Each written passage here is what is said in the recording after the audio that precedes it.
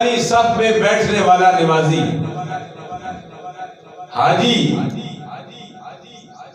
اور کاروبار کرنے والا، ہر سال حج کرنے والا، ہر سال عمرہ کرنے والا، تسبیح پڑھنے والا، حال یہ ہے کہ اپنی بیٹی کو اپنا حصہ نہیں دے گا، اس کو مال میں سے اس کو اپنا حصہ نہیں دے گا، جائیداد میں سے وراثت میں اس کا آدھا حصہ ہے۔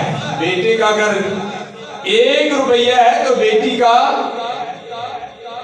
آدھا روپیہ ہے۔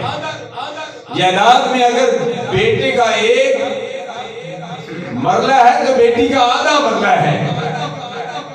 اسلام نے ہمیں یہ فکر دی ہے۔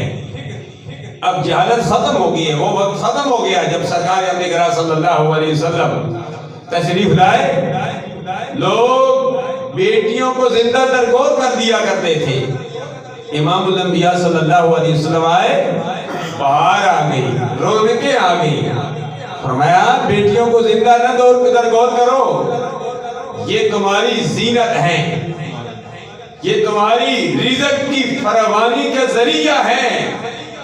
فرمایا بیٹیاں ہیں، یہ دعا کرے گی تمہاری رزق میں فراوانی آ جائے گی۔ اس لیے تو سرکار کے پاس بھی جب بیٹی آتی مخدومہ کائنات سیدہ فاطمہ تو زہرا آپ اٹھ کھڑے ہوتے، جب مخدومہ کائنات کے پاس جاتے مخدومہ کائنات اٹھ کھڑی ہوتی، اور سرکار امبیا صلی اللہ علیہ وسلم مخدومہ کائنات کے ماتھے کو بوسہ دیا کرتے تھے، اور دنیا والوں کو بتایا بیٹی زحمت نہیں ہوتی، بیٹی اللہ کی طرف سے رحمت ہوا کرتی ہے۔